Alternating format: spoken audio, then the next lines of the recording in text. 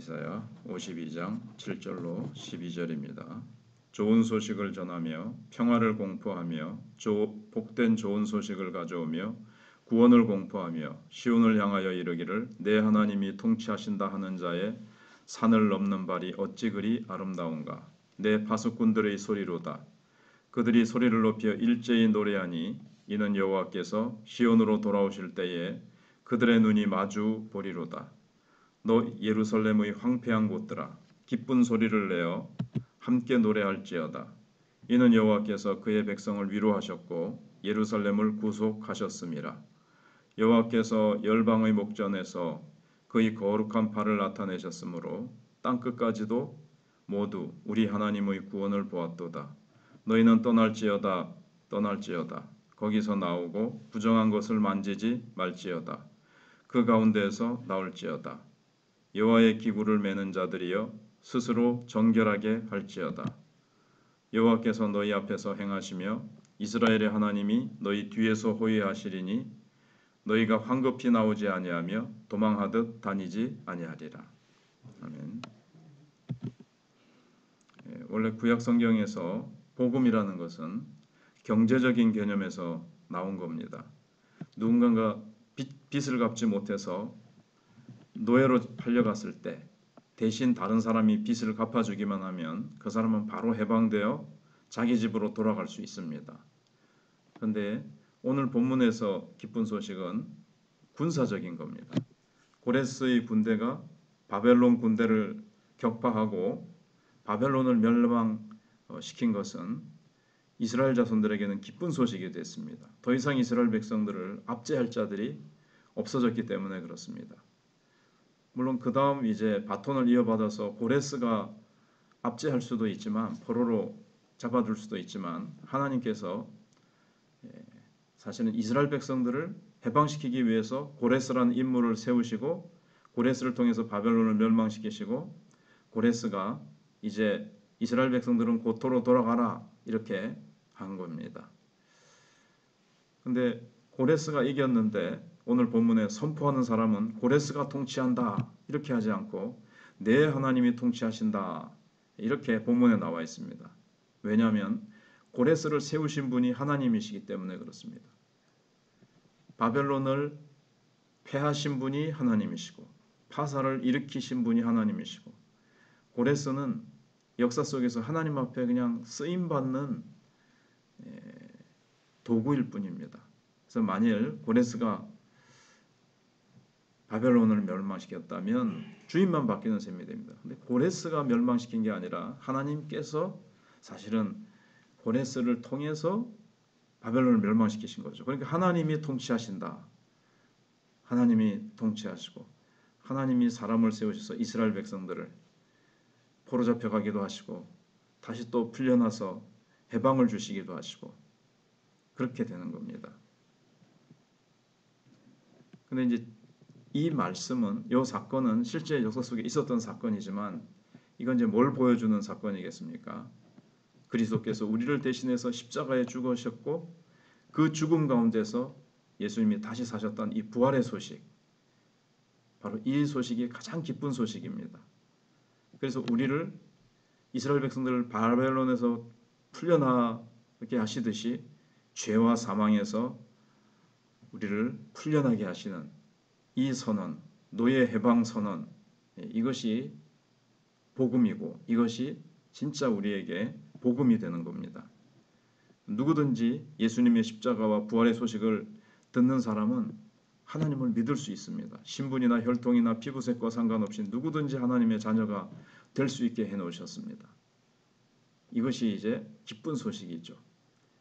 그 바벨론과 같은 이 마귀의 세력으로부터 하나님 예수님께서 사망 권세를 깨뜨리시고 사단의 세력을 무장해제시키시고 우리가 풀려날 수 있도록 예수님께서 승리하신 이 소식이 복음입니다.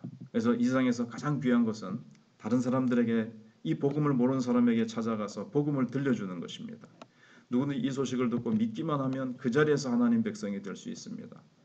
복잡하게 서류를 제출해가지고 1년, 2년 기다릴 필요 없이 예수 믿고 받아들이는 그 순간 구원받고 하나님의 백성이 되는 겁니다. 그래서 이제 8절에 내 파수꾼들의 소리로다 그들이 소리를 높여 일제히 노래하니 이는 여호와께서 시온으로 돌아오실 때 그들의 눈이 마주보리로다. 고레스가 바벨론 군대를 멸망시켰다는 소식은 시온에 또 이제 증거가 됩니다. 전파가 되지요. 시온은 하나님의 구원을 기다리고 있던 모든 이스라엘 백성들이고 파수꾼은 이제 그 오랫동안 기다리던 구원을 전파하던 선지자들을 말합니다. 근데 그들이 시온으로 돌아오시는 하나님의 눈을 자기들의 눈으로 직접 본다고 했는데 이건 신약 시대 때 성육신을 의미합니다. 주님의 구원을 기다리며 사모하며 기다리던 시므온이라든가 안나를 비롯해서 이스라엘의 메시아를 기다리던 그들에게 드디어 예수님께서 사람의 몸으로 이 세상에 오신 것을 의미합니다. 그래서 직접 이제 예수님의 눈빛을 보면서 예수님의 입술에서 나오는 그 음성을 들으면서 구원의 소식을 이제 듣게 됩니다. 그리고 그들은 모두 구원의 파수꾼이 되어서 땅끝까지 기쁜 소식을 전하게 됩니다. 그러면 이제 복음이 전파되는 곳마다 이제 교회가 세워지고 그곳이 이제 신약의 시온이 되고 그곳이 이제 신약의 예루살렘이 되는 겁니다. 예수 믿는 사람들이 모여서 하나님의 말씀을 선포하는 곳은 어느 곳이든지 예루살렘이 되고 성령이 흘러넘치는 곳이 됩니다. 성령이 머무시는 곳이 성전이거든요. 그래서 우리 개인이 성전이고 우리 교회에 우리가 모여서 예수 이름으로 모일 때 성령이 우리 가운데 임하시니까 우리 가운데 계시니까 우리가 이제 성전이고 우리가 예루살렘 성전이 구약으로 치면 되는 겁니다.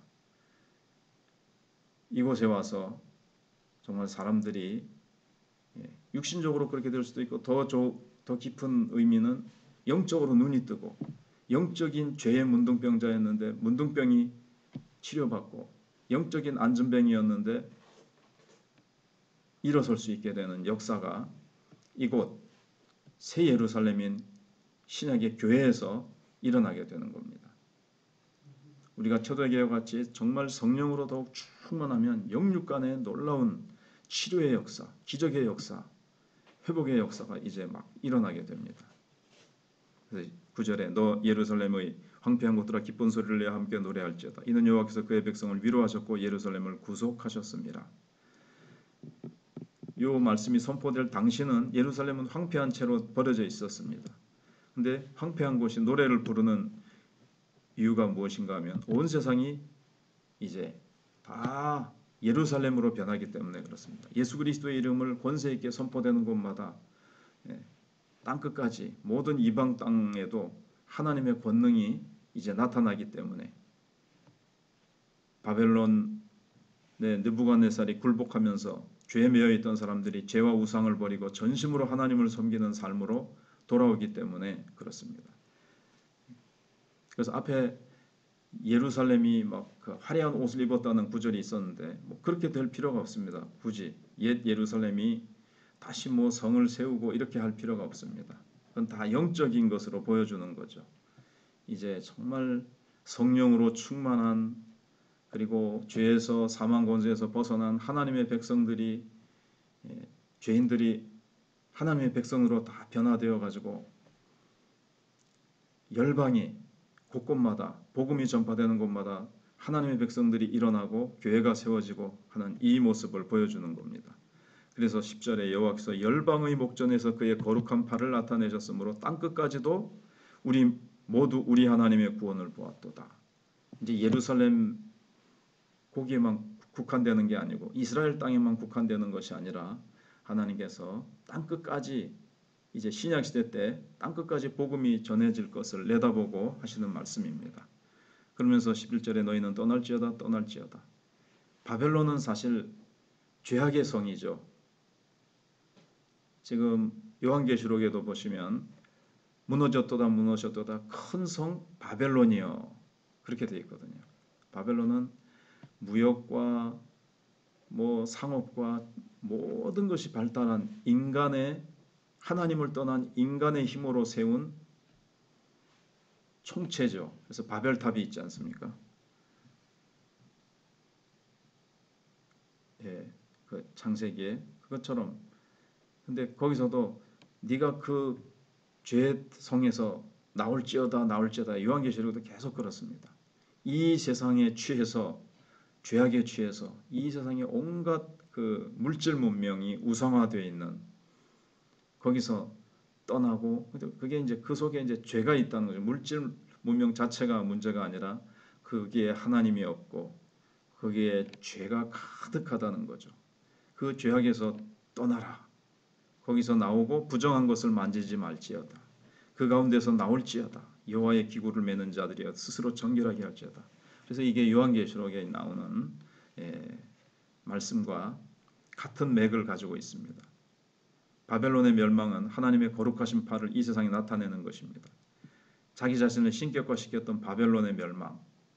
그래서 많은 나라들이 하나님의 구원을 바라볼 수 있는 기회가 되었습니다. 바벨론이 망할 것이라고는 너무너무 강대하고 창대하고 인간의 물질 문명의 총화가 이루어져 있는 곳인데 그게 탁 무너지면서 인간의 그 총체를 이룬 그것이 탁 무너지면서 인간의 교만이 깨어지고 그러면서 사람들이 하나님을 바라볼 수 있는 이제 기회가 된 거죠. 이스라엘을 다시 고토로 보내시는 걸 보면서 야 정말 하나님이 살아계시는갑다 이러면서 이 열방이 하나님을 바라볼 수 있는 기회가 된 겁니다. 그래서 지금 우리 인간들이 사회 경제 뭐 얼마나 많이 사람들이 발전시키고 막 신에게까지 도전하는 듯이 했지만 지금 기후 변화나 뭐 여러 가지로 지금 온 세계는 인간의 교만이 지금 깨어져 가고 있습니다. 몇십 년 안에 지구는 더 이상 살 수 없는 곳이라고까지 하는 발표가 막 나오면서 인간의 이 문제가 해결되지 않습니다. 무엇보다도 죄가 해결되지 않고 이 세상에는 완전한 평화, 진정한 평화는 없고 죄악은 점점 더 심해져 가고 있는데 우리는 죄에서 떠나고 그 다음에 그 성중에는 기구들을 메고 바벨론을 떠나라고 했는데 이제 고레스가 그 바벨론이 예루살렘 성전에서 성전 기구를 다 하나도 남김없이 뺏어왔었는데 그걸 다시 이제 가지고 가라는 건데 오늘 우리에게 있어서는 거룩한 기구를 매라는 것은 예배와 그 다음에 하나님의 영광을 위해서 살아가고 봉사하는 우리의 모든 섬김을 얘기합니다. 그래서 우리가 참 하나님 앞에서 그렇게 우리 각자에게 주어진 또 십자가 사명입니다. 그걸 메고 세상에 헛된 죄악을 떠나서 가라는 겁니다. 그러면 12절에서 여호와께서 너희 앞에서 행하시며 이스라엘의 하나님이 너희 뒤에서 호위하시리니 너희가 황급히 나오지 아니하며 도망하듯 다니지 아니하리라.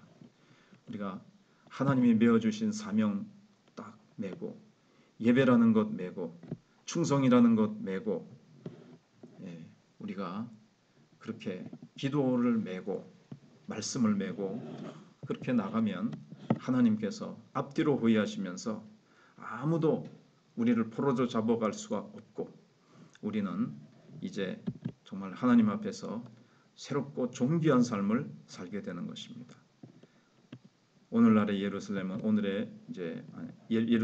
오늘날의 이제 교회입니다.